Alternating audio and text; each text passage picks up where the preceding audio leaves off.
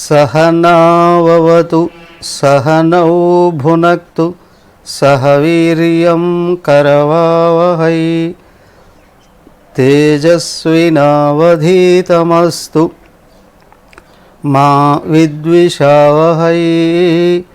ओम शांति शांति शांति। ओम सर्ववेदांत सिद्धांत गोचरं तमगोचरं गोविंदं परमानंदं सद्गुरुं प्रणतोस्म्यहम्। हरि ओम। विवेक चूड़ामणि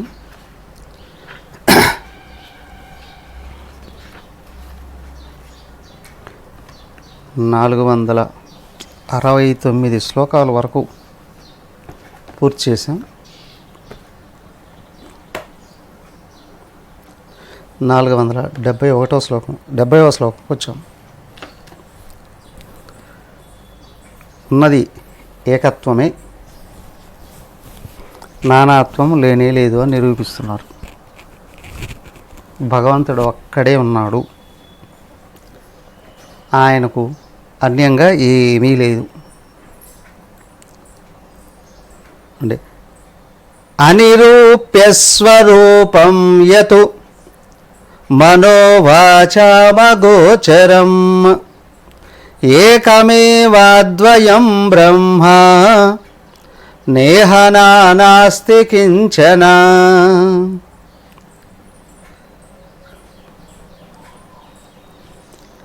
అనిరూప్య స్వరూపం యతు, దేనిని అయితే ప్రత్యక్షంగా నిరూపించడానికి అవకాశం లేదో, ఎందుకని మనోవాచ అగోచరం, మనోవాచం అగోచరం, మనసుకి వాక్కి కూడా అగోచరమైనటువంటిది.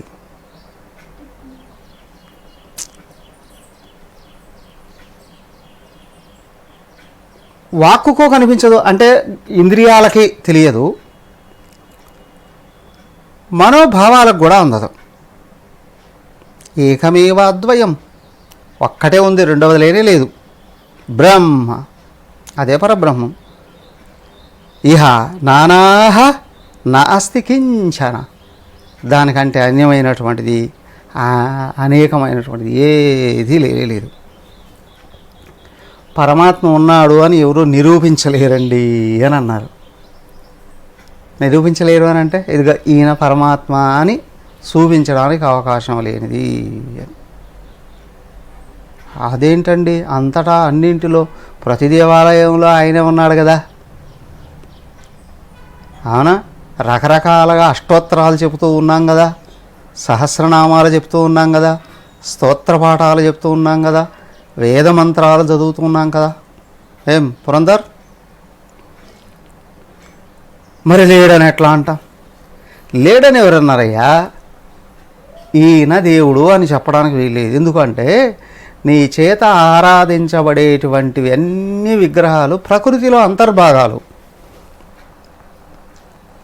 అదిగా ప్రళయం వరకు ఈ ప్రకృతి ఉంటే ఉంది, ప్రళయంలో ఇదంతా మళ్ళీ ప్రకృతి కలిసిపోతుంది. కనిపించే బ్రహ్మాండం అంతా ప్రళయకాలంలో ప్రకృతిలో కలిసిపోయి భగవంతుడిలో అంతర్భాగం అయిపోతుంది. తర్వాత ఏమీ కనిపించదుగా. కాబట్టి ఏంటి అంటే, నీ ఇంద్రియాలకు గోచరమవుతూ ఉన్నటువంటిది ఏదైతే ఉందో అది శాశ్వతం కాదు, ప్రకృతిలో అంతర్భాగమే.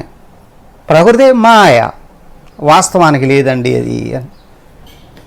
మరి దేవుడు ఇలా ఉన్నాడని ఎట్లా గోచరం, ఏ విధంగా నువ్వు ప్రూవ్ చేస్తావు? నా మనసులో ఊహించుకుంటానండి. ఇంద్రియాలతో చూసినటువంటి దాన్నే మనసులో కూడా ఊహించుకుంటున్నావు. ఏమయ్యా, నీ ఇంద్రియాల్లో చూసేది ఏమైనా సరే ఒకరు కాకపోతే 100 మందికి నువ్వు చూపించచ్చునేమో ప్రత్యక్షంగా, కానీ ఆ మనసులో గోచరించింది ఉంది సెకండ్కు ఎన్నిసార్లు మారిపోతుందో కదా. మరి ఆది నిజం అని ఎలా అంటావు? మరి ఎలాగంటే నిరూపించేది? నీకు నీవు నిరూపించుకోవచ్చునేమో కానీ నీవు ఇంకొకరికి నిరూపించలేవు. ఎందుకంటే ఇంకొకరు అన్నప్పుడే ద్వైతం వచ్చేస్తుంది. ద్వైతంలో నిరూపించడానికి ప్రయత్నం చేసేవాడు, నిరూపించుకోవడానికి ప్రయత్నం చేసేవాడు, ఈ నిరూపణ ఇదంతా కూడా జడమే, వ్యక్తమైన విషయాలకు సంబంధించింది. అవునా? అంతేకాదు దృశ్యమే ఇదంతా కూడా. అవునా? నిరూపణ చేసేవాడు, నిరూపించుకోవడానికి ప్రయత్నం చేసేవాడు, నిరూపింపబడినటువంటి విషయం త్రిపుటికి సంబంధించింది, ఇదంతా ద్వైతానికి సంబంధించింది. కానీ పరమాత్మ ఆయన దృక్కయ్యా, శరీర మనోబుద్ధులకు అతీతంగా ఉండి నేను నేను నేను అంటూ శరీర మనోబుద్ధులలో నుండి కూడా దూరి బయటికి వ్యక్తమవుతూ ఉన్నవాడు ఎవడు? వాడు ఏ ఇంద్రియాలకు గోచరం కాడు కదా. దానికే పరమాత్మ దర్శనము అనేటువంటిది కూడా అపరోక్ష అనుభూతి అన్నారు, కానీ ప్రత్యక్ష అనుభూతి అని లేదు, పరోక్ష అనుభూతి అని లేదు. అది ప్రత్యక్షం అయ్యేది కాదు, ప్రత్యక్షం కంటికి కనిపించేది, పరోక్షం చెవికి వినిపించేది. ఇవి రెండూ కాదయ్యా. పరమాత్మ దృక్, ఆయన దృశ్యం కాదు. కనిపించింది అంటే పరమాత్మ కాదు, ఎందుకంటే అది మారిపోతుంది కొద్దిసేపటికి. అవరా? చూశాను అనేది నిజం కాదు, చూసిన వాడు నిజం కదా. చూసినా ఉన్నాడు, చూడకపోయినా ఉన్నాడు వాడు. చూడబడేది నిజం కాకపోతే చూసిన వాడు అటు నిజం అవుతాడండి అని. నిజమే అది కూడా. చూడడం, చూడబడడం ఇదంతా కూడా త్రిపుడికి సంబంధించింది. నువ్వు చూడడం అనేది మొత్తం ఎక్కడైతే ఆపావో కేవలం నీకు నీవుగా మిగులుతావు, అది పరమాత్మ. దానికే పరమాత్మ ఇలా ఉంటాడు అని ఎవరో ఇరువురికి నిరూపించి చూపించలేరు. కానీ పరమాత్మ ఎవరో ఎవడైనా తెలుసుకోవడానికి అవకాశం ఉంది. ఇంకొకడికి నిరూపించలేడు. మరి ఇవన్నీ ఏంటండి? వేదాంతం కోర్సులు, అవునా, బ్రహ్మచర్యాలు, సన్యాసాలు, ఇవన్నీ ఏంటండి? ఇవన్నీ ఏంటి అంటే ప్రకృతిని శుద్ధం చేసుకొని పరమాత్మను అందుకోవడానికి అర్హత సంపాదించుకోవడం కొరకు మాత్రమే. తర్వాత ప్రకృతిని తోసివేస్తే పరమాత్మ మిగులుతాడు. అర్థమైందా? పరమాత్మ స్వతఃసిద్ధం, అది నీవే అయ్యున్నావు, నీవే అయ్యున్నావు. కానీ నీ లోపల ఉన్న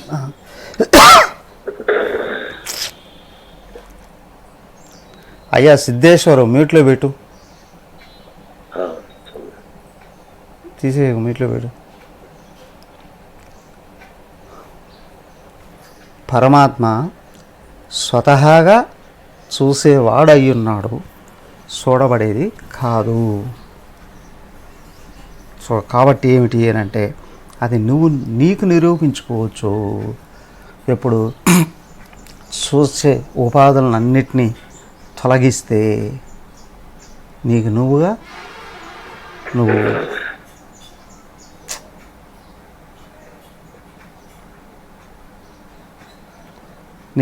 మిగులుతావు. కానీ ఇంకొకరికి నిరూపిస్తాను అంటే బుద్ధిలోకి మాత్రం తెలియపరచగలవేమో కానీ అనుభవాన్ని నీవు ఇవ్వలేవు. అనుభవం ఎవడికి వాడు ఉపాధుల్ని ఆపితే లోపల నుంచి అనుభవాన్ని పొందుతాడు.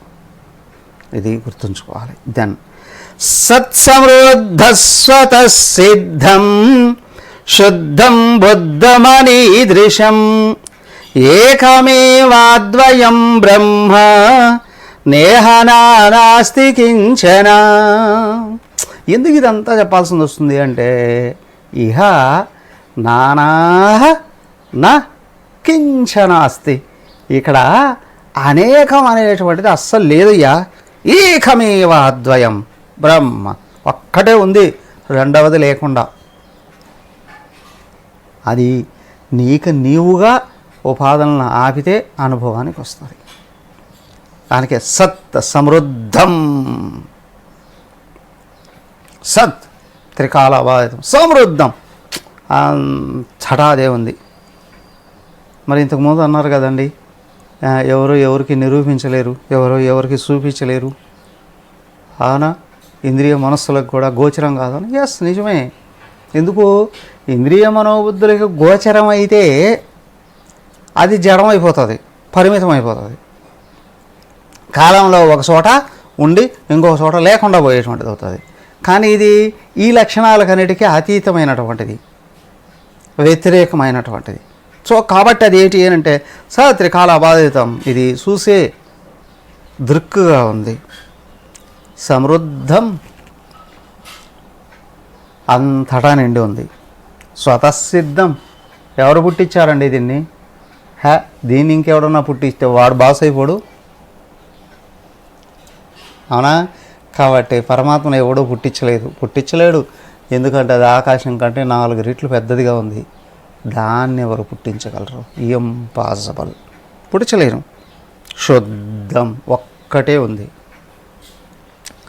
శుద్ధం బుద్ధం అనీదృశం. బుద్ధం తెలుసుకోవచ్చు, అనీదృశం. అదిగో ఇట్లా ఉంది అని చెప్పడానికి వీల్లేదు.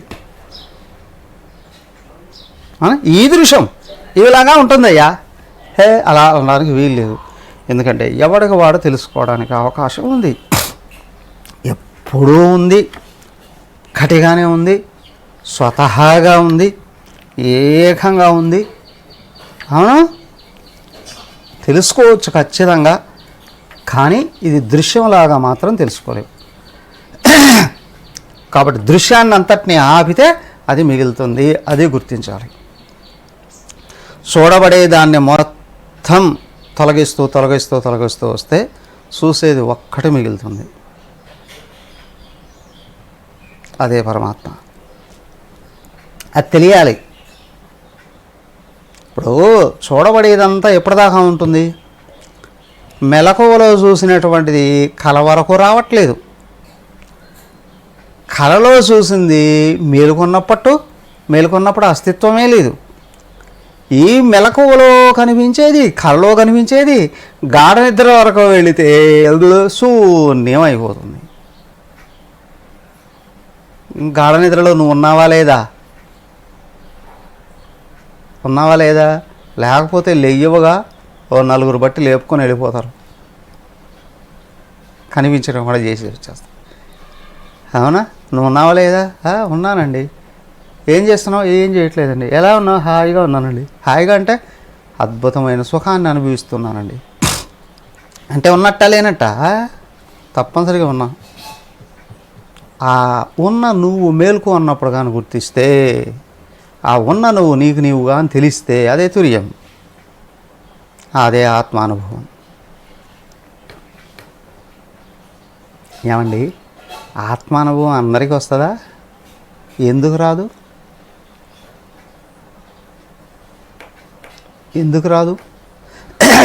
అది ఎలా ఉంటుంది? ఆ ధృతరాష్ట్రుడు అడిగాడు చూడు, తెల్లగా ఉంటుందా, ఎర్రగా ఉంటుందా, కాటుక కలర్ ఉంటుందా, పొగ్గ కలర్ ఉంటుందా అని మాత్రం అడక్కండి. వాడైతే గుడ్డోడు అడిగాడు. ఎందుకంటే వాడికి ఎట్టుంటే మాత్రం ఏం కనిపిస్తుందా? మళ్ళీ దానికి ఒక పేర్లు, తెల్లగా ఉంటుందా, ఎర్రగా ఉంటుందా, నీకేం తెలుసు? అవునా? నీ జీవితంలో నువ్వు ఎప్పుడైనా తెలుపు చూసావా, నలుపు చూసావా, ఎరుపు చూసావా, పొగ చూసావా? ఏమీ లేదు. మళ్ళీ ఎందుకు అడగడం? అవునా? ఎందుకు అడగడం? కానీ అడిగేశాడు. సరస్వతి వారు కూడా చెప్పారు, తిట్టే బాగుండదు కానీ ఎందుకంటే నువ్వే రాజు ఇప్పుడు. అవునా? నువ్వు అడిగినట్టు ఎలానూ ఉండదండి. మరి ఎలా ఉంటుందండి ఆత్మానుభవం? ఇదిగో చూడండి, 72 నిరస్తరాగా వినిరస్త భోగా శాంత సుదాంతాయతయో మహాంతః విజ్ఞాయతత్వం పరమేతదంతే ప్రాప్త పరాం నిర్వృతిమాత్మయోగాత్. నిరస్తరాగా ఇదిగో నీకు ఈ ప్రపంచములో ఉన్నటువంటి ఏ వస్తువుల మీదనైనా, సంపదల మీదనైనా, భోగాల మీదనైనా, వ్యక్తుల మీదనైనా, లేదా కుక్కల నక్కల మీదైనా సరే, దేని మీదైనా అనురాగం ఉంది అని అనుకో, నీ మనసు అక్కడే ఉంటుంది, ఆగదు. అవునా? దేని మీద అనురాగం ఉండకూడదు అంటే అందరినీ మర్చిపోవాలండి. అందరినీ పట్టుకొని వెళ్తున్నావా ఎక్కడికన్నా? అలా కాదు. నీకు దేని మీద అనురాగం ఉందో దాని గురించే తలుసుకుంటూ ఉంటుంది. ఏం చెప్పు, ఎవరి మీద లేదా? నీ మీద నీకు గానుంటే, నీ మీద అంటే దీని మీద కాదు, నీ అస్సలు స్వరూపం మీద. అవునా? అంటే దేని మీద ప్రేమ ఉండకూడదా? ప్రేమ ఉండకూడదని ఎవరు చెప్పారు? అనురాగం అన్నారు. నిరస్త రాగ, ఇది నాది అని పట్టుకున్నాడు. వినిరస్త భోగ, ఇంకో కొంచెం విశేషణం కూడా తగిలించారు. విశేషణ నిరస్త, అస్సలే ఉండకూడదు. ఏమని? భోగ, ఏదో అనుభవించాలి, ఇది నాది అని కానీ, ఇది నేను అనుభవించాలి అని కానీ నీకు లోపలగాను ఉంది అంటే మమకారం ఉన్నట్టు. మనసు అక్కడే ఉంటుంది అని మనసును కరిగించలేవు. ఇప్పుడు అప్పుడు నీకు తెలియదు. మరి శాంతా, విషయ అనురాగం ఉంది అంటే మనసుకు శాంతి ఉండదు. విషయ అనురాగం పోయింది అంటే మనసుకు అశాంతి ఉండదు. నీకు ఎంత ఎక్కువ అశాంతి ఉంది అంటే ప్రపంచంలో విషయాల మీద నీకు అంత ఇష్టం ఉంది అని, అంత ఇష్టం ఉంది అని. శాంత, ఈ ఇష్టాలన్నీ పక్కన పెట్టు, భగవంతుడి మీదకి తిప్పు నీ ఇష్టం. శాంత. కొంతమంది అంటారు, నాకు నా మీద కంటే నీ మీదనే ఎక్కువ ఇష్టం అని సొల్లు కబర్లు. కోర్స్ ఒకవేళ అవి నిజమైన అజ్ఞానపు కబుర్లు. అవునా అంటారు, ఇది ఉంటుంది చాలామందికి. అవునా? చాతకాంతనం అంటారు, అది అజ్ఞానమైన అంటున్నారు. శాంత, ఇవి పోతేనే శాంతి. అయితే ఏం చేయాలంటారండి? సుదాంత. సుదాంత, దాంత అంటే శాంత అని విన్నాం కానీ దాంత అని ఎక్కడ ఉంటారు పేర్లు? దాంత, దాంత దమము కలిగిన ఉండడము అని. దాంతి అంటే దమం, శాంతి అంటే శమంతో కూడి ఉండడం. సుదాంత, పర్ఫెక్ట్గా దమం ఉండాలి. అంటే సమస్యాదుల వారు చెప్పారే 16 లక్షణాలు ప్లస్ 8 లక్షణాలు, ఇవన్నీ ఉంటే సుదాంత, శాంత మనస్కులై పరిపూర్ణంగా ఇంద్రియ నిగ్రహం ఎవరైతే కలిగి ఉంటారో యతాయాహ, వాళ్ళని యతులు అంటారు. యతులు అంటారు. యతులు అంటే ఇంత పెద్ద గడ్డం పెంచుకున్నవాడు అని కాదు, యత్నశీలురు. మహాంతాహ, అయ్యా ఈ సృష్టిలో ఈ 2 లక్షణాలు కలిగి ఉన్నవాడు కంటే గొప్పవాడు ఎవడో లేడండి. వాడు ఏమైనా చేయడానికి తగినవాడే. అది ఏం చేయాల్సిన అవసరం లే. ఈ 2 లక్షణాలు ఉండి లోపల ఏ సంకల్పం చేస్తే అది తెచ్చి ఎదురుగా కూర్చుంటుంది. కొండ మీద ఏది కోతినైనా తేగలడండి. నీ మొహం కోతి ఏంటి, గీత ఏంటి, బ్రహ్మలోకాన్ని ఇక్కడికి రమ్మన్నా వచ్చేస్తుంది. అర్థమైందా? శాంతి దాంతి ఎవరికి ఉందో పర్ఫెక్ట్గా, కోతి కొండముచ్చులు కాదు, ఓ బ్రహ్మదేవుడా నేను చూడాలనింది అని అనుకుంటే ఆయన ఎదురుగా వచ్చి నిలబడుకుంటాడు. తైత్రీయ ఉపనిషత్తులో అతి అద్భుతంగా వర్ణించారు. ఈ శాంతి దాంతి కలిగిన వాడున్నాడే, ఈ బ్రహ్మాండంలోనే అతనికంటే గొప్పవాడు ఇంకొకడు లేడండి. అందుకే మహాంత, ఇంత గొప్పవాడు, ఇంతకంటే గొప్పవాడు ఇంకొకడు ఉండవు. విజ్ఞాయ తత్వం పరమేతదంతే, తత్వం పరం తత్వం, ఏ తత్వం అంతే. వీళ్ళు చివరిగా పరమతత్వాన్ని గుర్తిస్తున్నారు. చివరిగా అంటే ఇక చచ్చిపోయే ముందా అండి, ఆ సెకండ్ ముందా అండి, అంతే. చివరిలో, ఏ చివరిలో? శరీరం మనసు బుద్ధి తాదాత్మ్యం వదిలిపెట్టేసిన చివరిలో నువ్వు ఇప్పటికిప్పుడే ఈ క్షణంలోనే ఈ శరీరం మనో బుద్ధుల తాదాత్మ్యాన్ని వదిలేసేయి, ఇక్కడికిక్కడే గుర్తిస్తావు. పరం తత్వం విజ్ఞాయ, అనంతమైన తత్వానికి ఇక్కడికిక్కడే గుర్తిస్తావు. అంతే.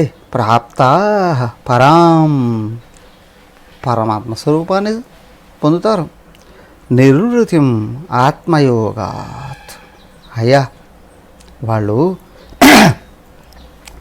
శాశ్వతంగా పరమమైనటువంటి శాంతిలో స్థిరంగా నిలబడిపోతారు. నిర్వృతిం, అస్సలు కదలికలు లేనటువంటి.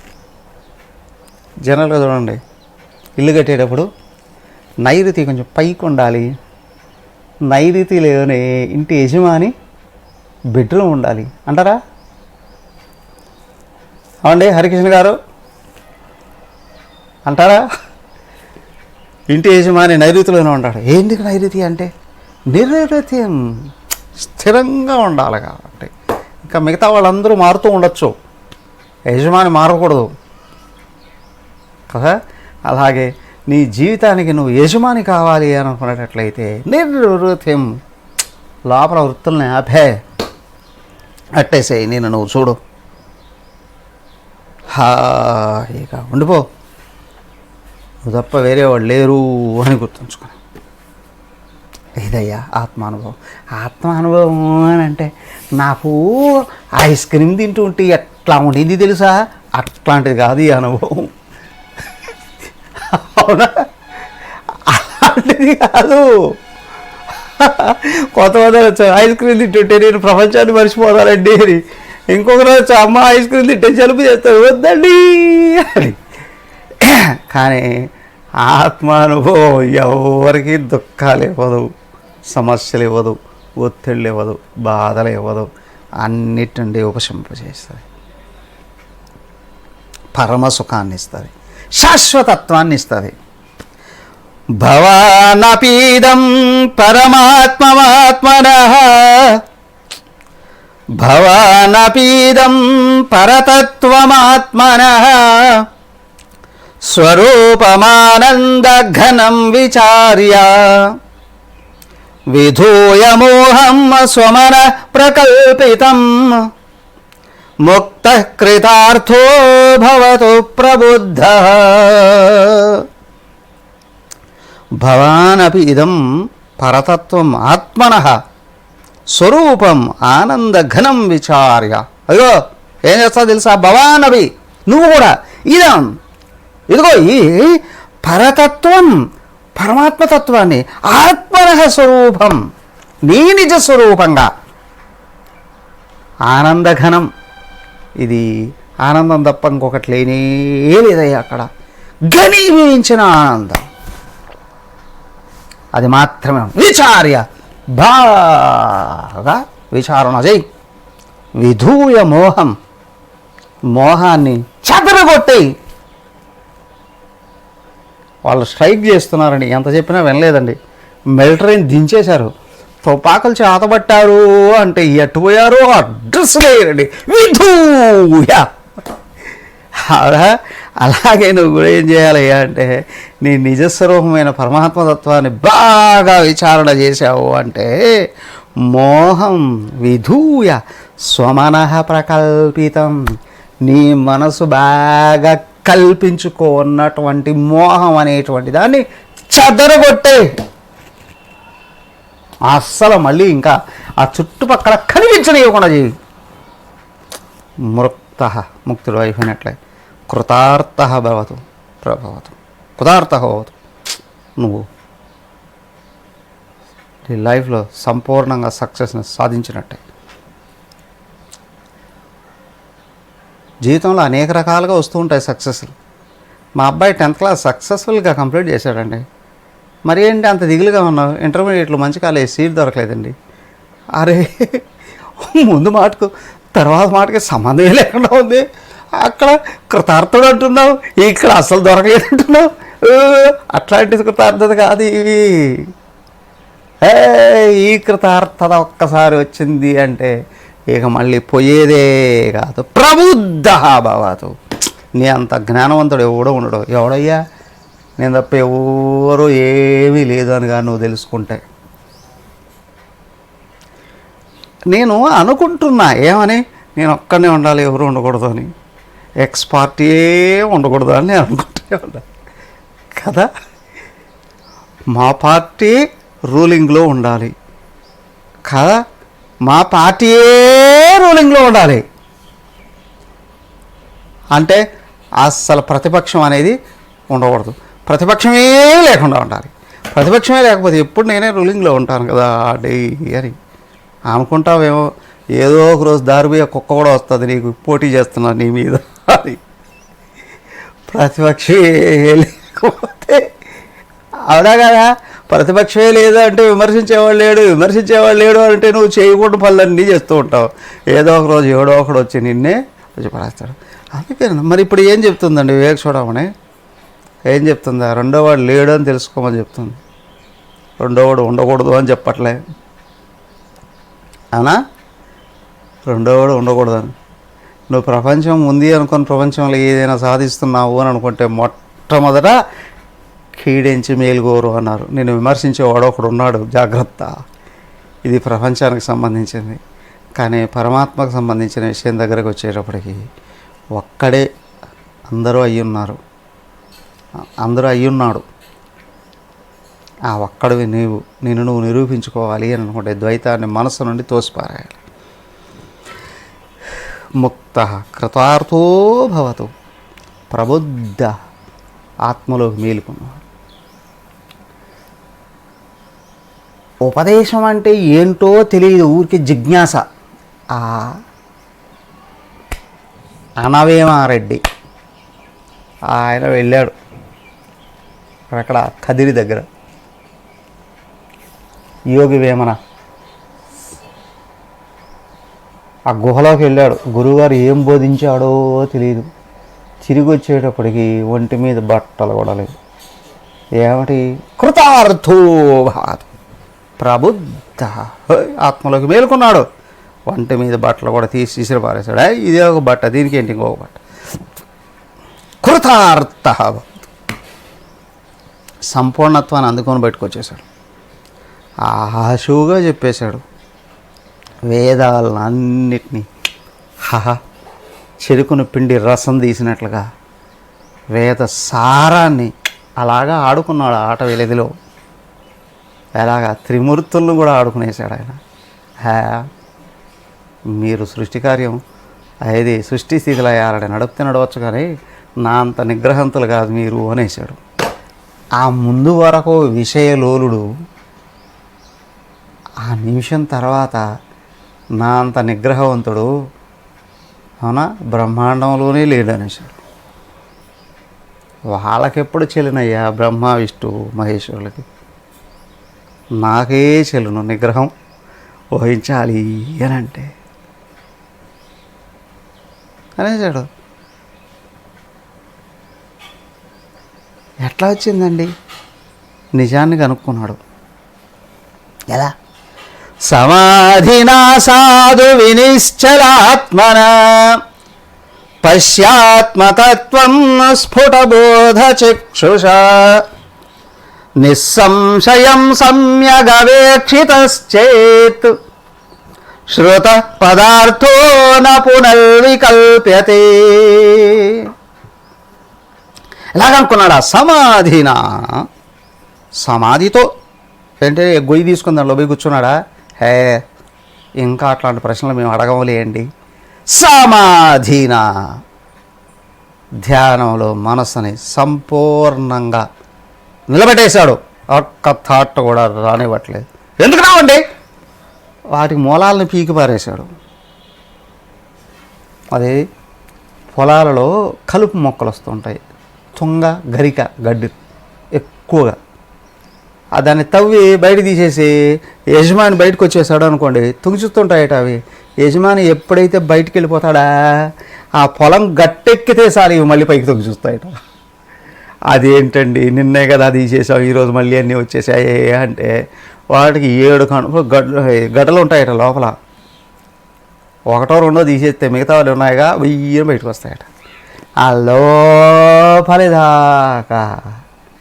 తవ్వి తీసి బయట కనపడవేస్తే ఇంకా మళ్ళీ రాదండి కలుపు మొక్క. అలాగే ద్వైత దృష్టే కలుపు. ఇది కారణ శరీరం దాకా ఉంది, దీని వేర్లు మూలాలు అక్కడ తీసేయాలి అంటే అయ్యా ఆ కారణ శరీరానికి అట్టుపక్క ఉందే ఆత్మ, నేను అయ్యింది.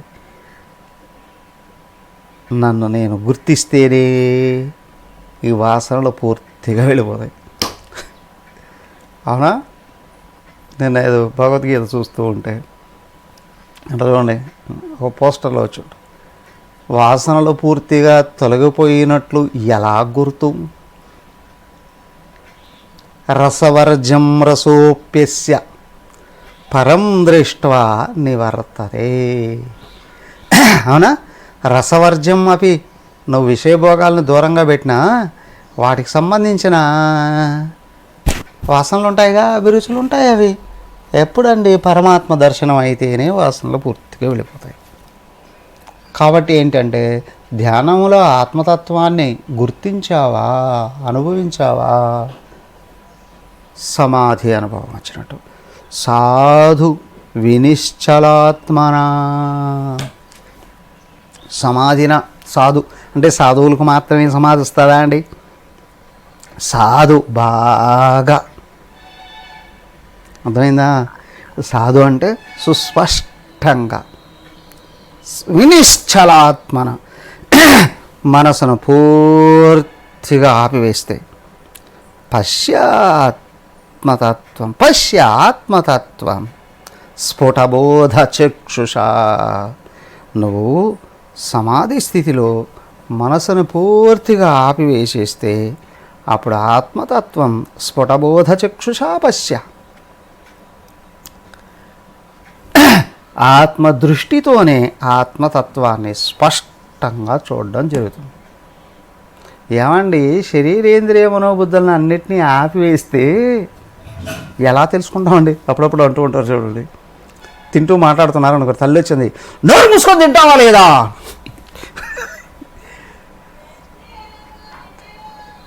ఆ పిల్లలు అతి తెలివైన వాళ్ళు, మమ్మీ నోరు మూసుకుంటే ఎలా తినాలి మమ్మీ?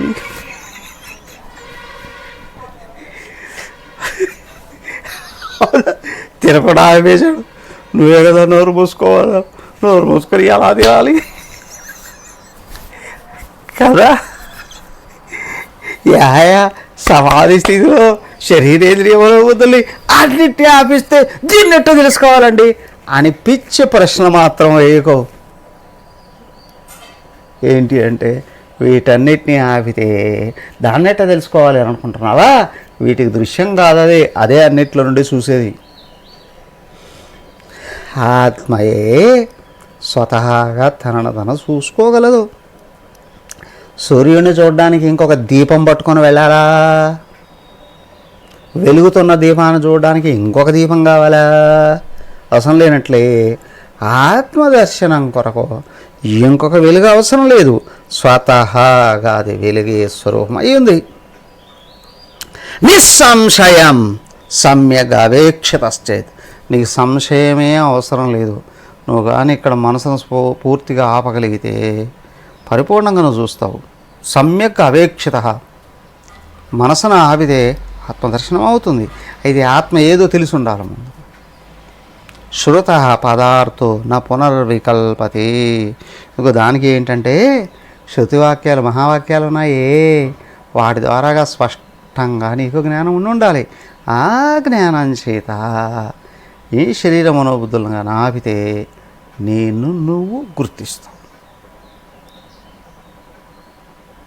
సంశయం లేదు. ఇక దానికి శృతివాక్యాలు కానీ లేకపోతే మహావాక్య జ్ఞానం లేకపోతే చూడలేదు. సో వేదాంతం బాగా తెలియాలి, అర్థం చేసుకోవాలి, ఆ జ్ఞానాన్ని ఉంచుకోవాలి. ఇప్పుడు సమాధి ప్రాక్టీస్ చేయాలి. 470 చూడండి. స్వస్యా విద్యాబంధ సంబంధ మోక్షాత్ సత్యజ్ఞానానందరూపాత్మలబ్ధౌ శాస్త్రం యుక్తిర్దేశికోక్తి ప్రమాణం శాంతసిద్ధా స్వానుభూతి ప్రమాణం. సో ఇంతకు ఏది వదిలించుకోవాలి, ఏది సంపాదించుకోవాలి, స్పష్టత వచ్చిందా లేదా? అవరా చూడబడేదాన్ని వదిలించుకోవాలి, కనిపించని దాన్ని పట్టుకోవాలా, చూసేదాన్ని పట్టుకోవాలి. అర్థం చేసుకోవడంలోనే చాలా తేడా ఉంది. అవునా? దానికి స్వస్య అవిద్యాబంధ సంబంధ మోక్షాత్, నీ అంతట నీవు కల్పించుకున్నటువంటి అజ్ఞానం నుండి బయటపడాలి. ముందు నా అంతట నేనే అజ్ఞానం కల్పించుకుంటానండి.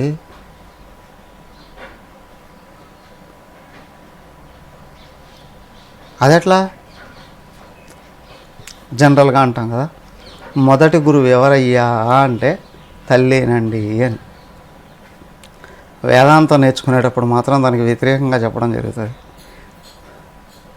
మొదట అజ్ఞానాన్ని కల్పించేది ఎవరయ్యా అంటే తల్లే. అదేంటండి మరి అన్యాయంగా ఎంత పెద్ద బండెత్తి మన ఎత్తినేసేస్తారు. నేను అనలేను, మీరే కలుపుకొని చూడండి. ఏంటి అంటే ఆ మదాలస పిల్లలకి చిన్నప్పటి నుంచి జ్ఞానం బోధించింది. వాళ్ళ 5వ సంవత్సరం వచ్చేటప్పటికి అమ్మ ఆశీర్వదించు, నేను తపస్సుకి వెళ్తున్నాను అని అన్నాడు. ఆమె సంపూర్ణ భక్తి జ్ఞాన వైరాగ్య సిద్ధిరస్తు అనడం కాదు, పరిపూర్ణ ముక్తి సిద్ధిరస్తు అనేసిందే. అర్థమైందా? పరిపూర్ణ ముక్తి సిద్ధిరస్తుంది.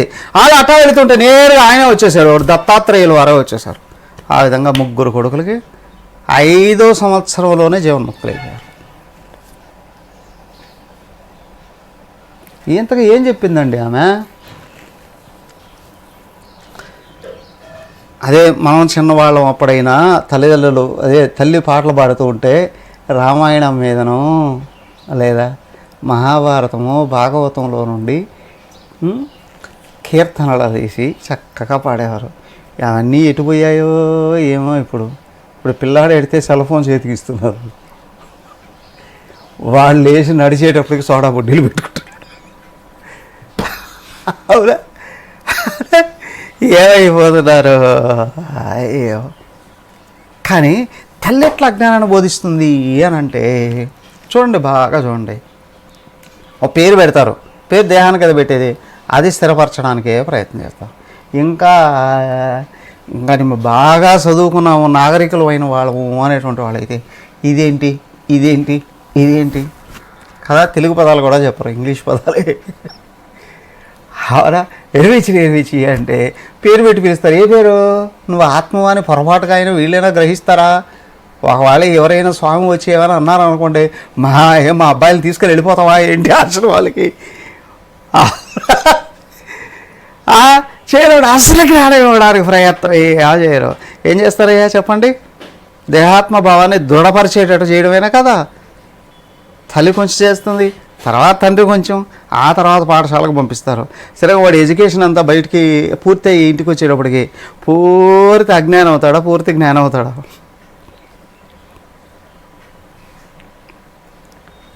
చెప్పండి. నేను చిన్నప్పుడు విన్నా, పక్క ఊర్లో పల్లెటూరులోనే ఏదో ఇది అలర్జీ ఉంటుంది, గుల్లలు అలాంటివి ఏదో వచ్చాయట, తీట గీట ఏదో అంటారు చూడండి. ఆ వస్తే ఆ తల్లి పిల్లలు 5 మంది పిల్లలట. ఆ పాపం ఎంత శుద్ధంగా పెంచిందో ఏమో, పిల్లలకి అందరికీ అదట. 5 మంది 6 మంది పిల్లలట.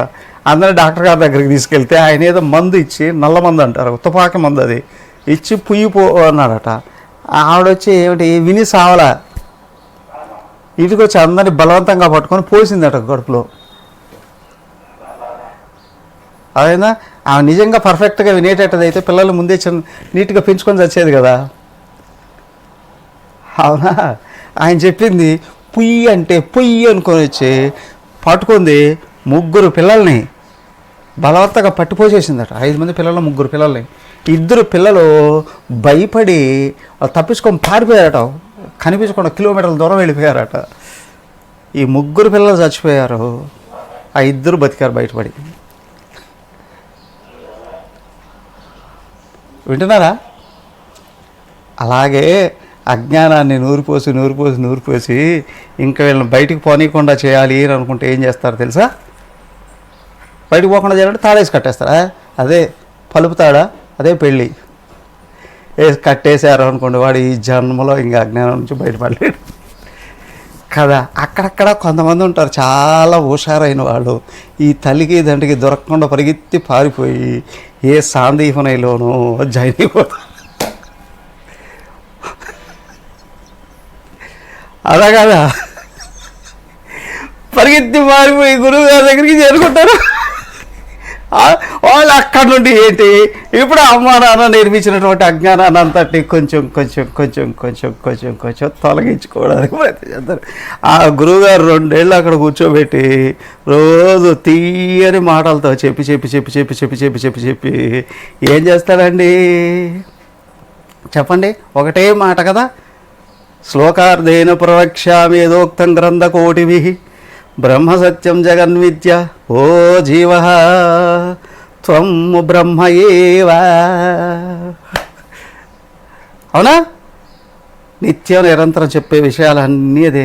నువ్వు జీవుడు కాదు, నువ్వు దేవుడివి, నువ్వు జీవుడు కాదు, నువ్వు దేవుడివి, నువ్వు జీవుడు కాదు, నువ్వు దేవుడివి.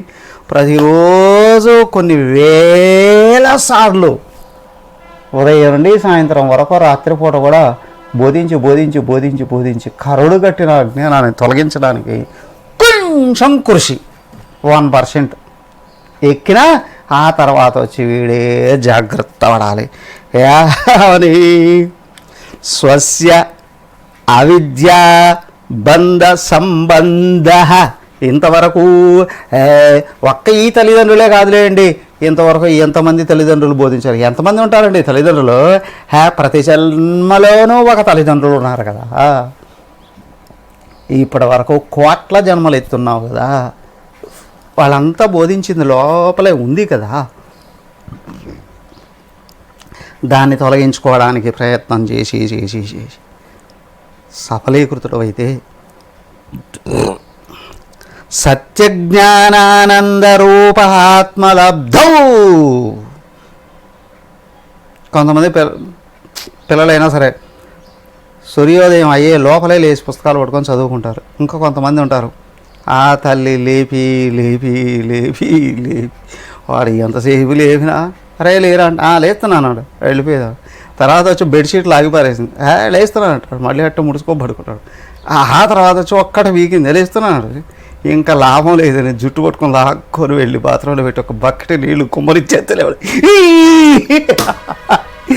అలాగే ఒక జన్మలోనే ఒకడు మేలుకుంటాడు, ఈ మేలుకోవడానికి కూడా ఇంకా 100 జన్మలు పట్టచ్చు. ఇనిహో ఏదో విధంగా ఒక జన్మలో పూర్తిగా సత్య జ్ఞాన ఆనంద రూప ఆత్మ సచ్చిదానంద స్వరూపమైన ఆత్మ లబ్ధౌ ఎప్పుడు లభించిందో ముక్తులైపోయినట్టే. బంధమోక్షాత్, అప్పుడు బంధం నుండి మోక్షం లభించినట్టు. ఎలా వస్తుందండి ఇది? అది మొదలు వీడి చెప్పేది శాస్త్రజ్ఞానాన్ని యుక్తికి దేశికోక్షి ప్రమాణం. అవునా? నువ్వు శాస్త్రం బాగా చదువుకోవాలి అంటే ఇంట్లో కూర్చొని నేర్చుకోవచ్చు కదా. చాలామంది అంటుంటారు సాధనా క్యాంపుకి వస్తా అంటే ఏ ఇక్కడ చెప్పే పాఠమే కదా, మళ్ళీ అక్కడికి వెళ్ళి పాఠాలే వినాలన్నా, మమ్మల్ని అటు తీసుకొని అట్ట తిప్పుకోరు కూడా ఉదయం నుండి సాయంత్రం దాకా వాయించి పెడుతూ ఉంటారండి. ఆ పాఠం వినడానికి అంత దూరం వెళ్ళాలా? నీకు పాఠం అర్థం కావాలరా అంటే ఈ పరిమితులు దాటేసి వెళ్ళిపోవాల్సిందేనండి. శాస్త్రం నేర్చుకోవాలి. యుక్తి, నీకు అది అర్థం కావాలి. దేశికోక్తం, ఈ శాస్త్రం నీకు అర్థం కావాలరా అంటే దేశికోక్తం, ఆచార్యుడు ఆయన గురువుగారి చేత విని తీరాల్సిందే. ఈ 3 ప్రమాణం: గురువు, శాస్త్రం, అవి రెండిటితో నీకు అర్థం కావాలి. యుక్తి, నీ బుద్ధికి స్పష్టంగా అర్థం కావాలి. ప్రమాణం, ఈ 3 ప్రమాణాలతో అప్పుడు అంతః సిద్ధా, లోపలే అది ఆల్రెడీ ఉంది. నువ్వు కొత్తగా ఏదో పట్టుకొచ్చుకోవట్లేదు, తెచ్చుకోవట్లేదు. ఆల్రెడీ అది నువ్వే ఉన్నావు. స్వ అనుభూతి, నీకు అనుభూతి కలుగుతుంది. ప్రమాణం, అది నిన్ను ముందుకు తీసుకుని వెళ్ళేది. ఏమంటే ఒకేసారి నిద్ర ఉండి మేలుకున్నట్టుగా లేచేస్తాడా? ఆత్మానుభవం కొంచెం కొంచెం కొంచెం కొంచెం కొంచెం పెరుగుతూ వస్తుంది. నీకు దేహాత్మభావం తగ్గే కొద్దీ ఆత్మానుభవం పెరుగుతూ వస్తుంది. ఆత్మానుభవం పెరిగే కొద్దీ దేహభావం తగ్గుతూ వస్తుంది. క్రమంగా ఇది పైకి వచ్చేది వెళ్ళిపో. బంధో మోక్షశ్చ తృప్తిశ్చ చింతారోగ్యక్షుధాదయః స్వేనైవ వేద్యాయ జ్ఞానం పరేషామానుమానికం. బంధో మోక్షశ్చ తృప్తిశ్చ, బంధాల నుండి బయటపడడం అనేటువంటిది సంపూర్ణ తృప్తిని ఇస్తుంది. ఎలాగయ్యా? చింత ఆరోగ్య క్షుదాదయ,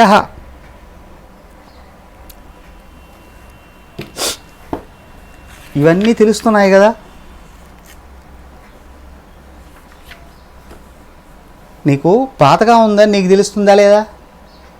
కొన్నిసార్లు ఇతరులను చేయండి అంత బాధగా ఉన్నావే, ముఖాన్ని చూసి చెప్పచ్చు. ఓకే సరే, కానీ ఆకలిగా నీకు ఆకలిగా ఉందని ఇతరులకు తెలుస్తుందా? నీకు బాధగా ఉందని ముఖంలో ఎక్స్ప్రెషన్ రానికపోతే ఇతరులకు తెలియదు, నీకు తెలుస్తుందిగా. చింత, ఆరోగ్య, అనారోగ్యము, ఆరోగ్యము, బాధో, ఆకలి మొదలైనటువంటివి నీకు తెలుస్తుందిగా. అలాగే స్వేనయేవ వేద్య ఎత్త జ్ఞానం, ఆత్మానుభవం స్వతహాగా నీకే తెలుస్తుంది. పరేషామానుమానికం,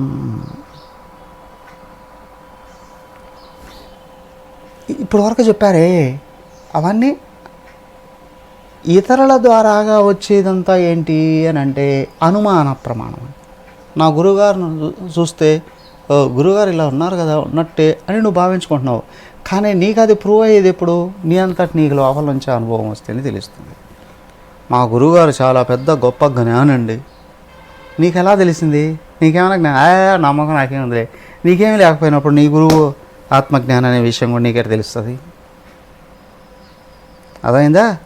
నేను బురదలో కూరుకుపోతే అందరి ముఖానికి బురద ఉన్నట్టే కనిపిస్తుంది. నేను హాయిగా ఆ మహానంది ఆ కొలంలో స్నానం చేసి బయటకు వస్తే ఫ్రెష్. అలాగే ఇక్కడ కూడా ఏంటి అని అంటే స్వతహాగా నువ్వు ఆత్మ అనుభవాన్ని పొందినప్పుడు స్పష్టంగా తెలుస్తుంది. నీలో ఆత్మ అనుభవం పెరిగే కొద్దీ ఇతరులను అర్థం చేసుకునే శక్తి వస్తుంది. ఇవన్నీ కూడా ఏంటంటే అనుమాన ప్రమాణాలేనే. శృతి, గురువు, మహాత్ములు వీళ్ళందరూ వాళ్ళ సన్నిధిలో ఉన్నప్పుడు నాకంటే బాగున్నారు కదా అని మాత్రమే తెలుస్తుంది. కానీ నీకు ఆత్మానుభవం పెరిగే కొద్దీ వాళ్ళు ఎక్కడున్నారు అనేటువంటి విషయం కూడా కొంచెం అర్థం చేసుకోవడానికి అవకాశం ఉంది. ఎనీహౌ నువ్వు ముందుకెళ్తూ ఉంటేనే వాళ్ళు అర్థమవుతారు. నువ్వు ముందుకు వెళ్ళకపోతే వాళ్ళు అర్థం కారు. తటస్థితా బోధయంతి గురవః శ్రుతయో యథా ప్రజ్ఞయేవ తరేద్విద్వాన్ ఈశ్వరానుగృహీతయ. అయ్యా గురవ శ్రుతయ, గురువులు శాస్త్రాలు అవి యథా తటస్థితా బోధయంతి, తటస్థంగా ఉండే బోధించడం జరుగుతుంది. అంటే అన్యంగా ఉండే బోధిస్తూ ఉన్నట్టే తెలుస్తుంది. నేరుగా శాస్త్రం కానీ నీ లోపలికి దూరలేదు. ఆవిడెవరో ఆశ్రమంలోకి వచ్చింది, భారతం పుస్తకం కావాలని తీసుకుంది, వెళ్ళిపోయి చదువుకొని మధ్యాహ్నం ఏదో అమ్మగారు ఆ పుస్తకం కావాలంటే నేను ఎట్లా వెళ్ళి చూస్తే దారిలోంచి వెళుతూ ఉంటే డోర్ తీసేసి పడుకొని ఉంది. పడుకొని పెద్ద ఆవిడే రిటైర్డ్ టీచర్ ఎవరో ఆ భారతం పుస్తకం తీసి తల కింద పెట్టుకోమని. నాకు ఒక్కసారి ఒళ్ళు మడిపోయింది. గట్టిగా కసిరేసి పుస్తకం తీసుకొని వెళ్ళిపోయా. నేరుగా వెళ్ళి అమ్మగారి కంప్లీట్ నా పుస్తకం తీసుకొని వెళ్ళిపోయాడు అమ్మ బ్రహ్మచారి. మిస్ ఏమిటా ఆమె దగ్గర పుస్తకం తీసేసుకున్నావట. నేను చెప్పేసా, ఆమె పుస్తకం తీసుకొని అదే పిల్లో అనుకుందా ఏంటమ్మా, తల కింద పెట్టుకొని నిద్రపోతుంది. పుస్తకం తీసి తల కింద పెట్టుకొని నిద్రపోతుంది. ఒళ్ళు మండిందమ్మా. ఎదురుగా అమ్మగారు చెప్పా, నాకు ఒళ్ళు మంది ఇంక అస్సలు పుస్తకం ఇవ్వకూడదు, ఇంక పుస్తకం విలువే తెలియదు అని చెప్పి తీసుకొని లాక్కొని వెళ్ళిపోయాను. ఇవ్వనని చెప్పేశాను. తల కింద ఎందుకు పెట్టుకున్నావు అమ్మగారు? ఎవరో అన్నారట, ఎప్పుడో విందట. ఆమె టీచర్, ఆమె హిందీ టీచరు. పుస్తకం తల కింద పెట్టుకొని నిద్రపోతే జ్ఞానం బాగా పెరుగుతుంది అని చెప్పిందట. ఆమె అంటుంది ఎవరో అన్నారట, పుస్తకం తల కింద పెట్టుకొని నిద్రపోతే జ్ఞానం పెరుగుతుంది అని అన్నారట. ఆ కాగితాలు మడిచి మింగేయకూడదు, లోపలికి వెళ్ళిపోయేది.